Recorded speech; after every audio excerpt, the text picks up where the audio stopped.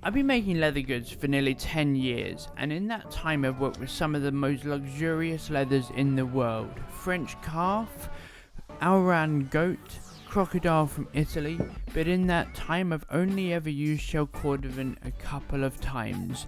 The world's most famous shoe leather, and today I'm turning it into a luxury card holder. Shell Cordovan is what some of the best shoes in the world are made from. It's thick, it's waxy, it's notoriously difficult to work with, and almost nobody does it in fine leather goods. It is ridiculously thick from tannery. It's 2.5 millimeters. Today, I'm going to find out exactly what it's like to make a luxury fine leather goods card holder. I'm going to force it into submission. Welcome back to the channel, guys. It's Hodges, and thank you so much for joining me. If you like the content, don't forget to click subscribe. There's loads more coming. I am not doing a typical luxury leather goods. I'm not splitting this down to 0.8 millimeters and fully laminating it to bond it. I'm gonna see if I can make something that crosses boundaries between what shell Cordovan is normally made for, a lot of the time in the US, for thick and bulky, rugged fine leather goods, and I'm gonna see what I can do with it. So we're going to start, instead of by sanding the top and creasing it like I would normally, I'm going to bevel it. I had to dig out my beveler and resharpen it. I haven't used this in years. But after we've beveled it, we're going to then go ahead and we are going to crease it. Not many people do crease shell Cordovan. Some people do, for sure. But normally it's just used how it comes. You bevel it, you burnish it, and you're done.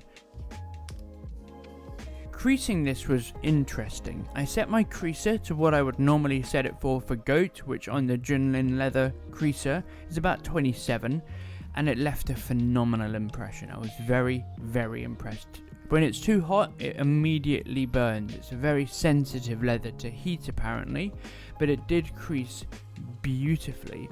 I then had to sand the top of it, which I normally would do, but I had to sand it slightly differently. I had to do a very fine sanding on the top of it before I burnished it. Normally, I would sand it, then do a couple of layers of edge paint. But shell Cordovan is a ridiculously oily leather. It's very, very difficult to get stuff to stick to it. So I decided to go the natural route. I decided to go down a Tokonol burnishing route, which worked out beautifully. What is it like to hot crease? You can get a beautiful crease out of shell Cordovan. I set it at 100 degrees. And I'm going to do a foil crease on this. It turned out so nicely. One of the tricks that I want you guys to try at home is do a foil crease, take the foil off, and then do a second stamp. That reheats the foil, so it sticks even better, pushes it down further into the leather, and then turns it into a really beautiful embossing.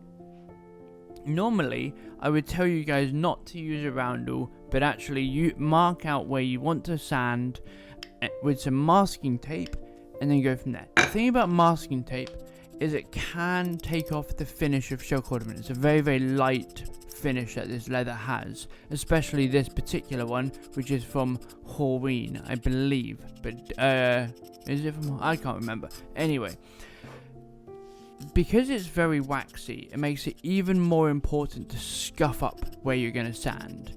Not with goat skin from Auran, for example. You have to scuff it up to make it stick, but it's not quite as important because this is such a finely polished and oily, waxy finish.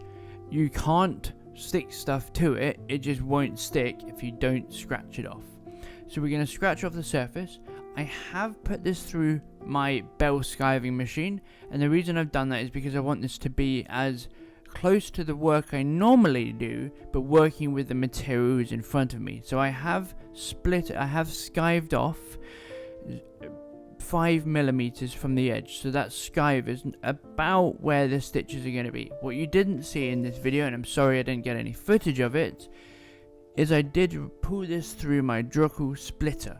I took it down to 1.2 millimeters, which is thick for what I do, but I'm not lining it, so I thought I'd get away with it. I don't want to go too thin because a lot of the structure of shell Cordovan, like normal leathers, is actually in the underneath. If you don't know what shell Cordovan is, it's part of a horse. It's over the horse's rump. When you see a horse shaking its backside to get flies off, that's the muscular structure that this leather is. So I've decided to split this down, because it comes very, very thick, to 1.2 millimeters, which turned out beautifully. And then obviously skive the edge to 0.8 millimeters. Just like I normally would do if you're a fan of this channel. If you're not, go ahead and subscribe. But if you're a fan of this channel, you will know that I always crease my leather. It does two things. It gives you a beautiful line, but it also allows you to see the punch line more easily. You can line it up against two lines instead of one. I'm using a 3mm pricking iron, and in a moment you'll be seeing me use a 0.45mm thread, and it's a Misi thread. These pricking irons are from Pro Italia Plus in the UK. Because I'm not punching through all of it all at once, it's very important to make sure that the holes are exactly in the same position, or you can get a very wavy line when you stitch like this. This is the X stitching technique, which I really like. It gives you a forward facing stitch on both sides instead of a backwards facing on the back, which I'm not quite as much of a fan of.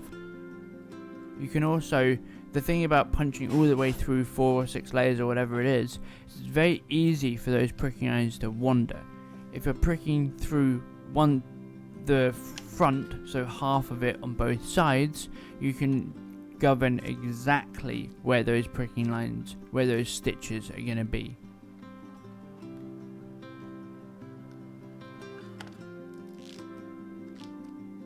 Because of how waxy it is, I did spend some extra attention and time making sure that it was very stuck together with the water-based adhesive I'm using. I do prefer using a solvent-based adhesive for this.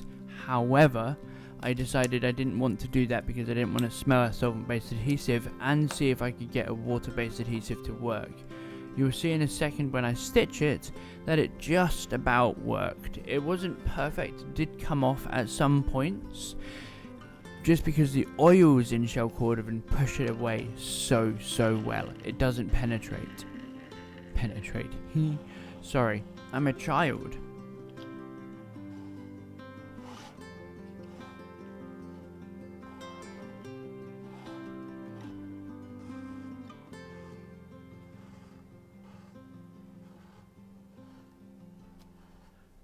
So I'm not casting. What is casting? I've got an entire video on hand stitching, so you can go watch that. But casting is basically when you push the needle into the back side, you turn the thread over to create a more knot-like figuration in the leather. You don't want to do that in this case. If you're pricking from both sides and then joining the middle, the X technique, if you cast, you will have a flat stitch front and a flat stitch back, which we don't want.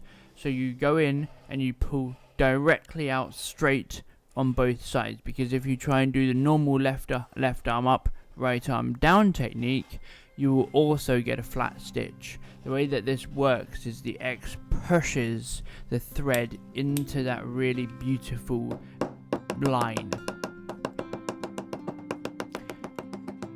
Now it's time to burnish the edges of this beautiful shell card holder. If you want a full tutorial on how to burnish edges, I've just created a school account which will go into lots and lots of detail on different items and different techniques. I have got so many emails and questions recently asking me how to do different techniques and asking if I have any classes, so that's exactly what I'm doing. The link is in the description box below, and the first tutorial will be on how to burnish edges like a pro. Thank you guys so much for watching the video. I cannot wait to see you next time. Have a phenomenal weekend, it's my birthday today. Well, yesterday, on Saturday, the day I'm recording this voiceover, it's my birthday. Have a great day. Take care.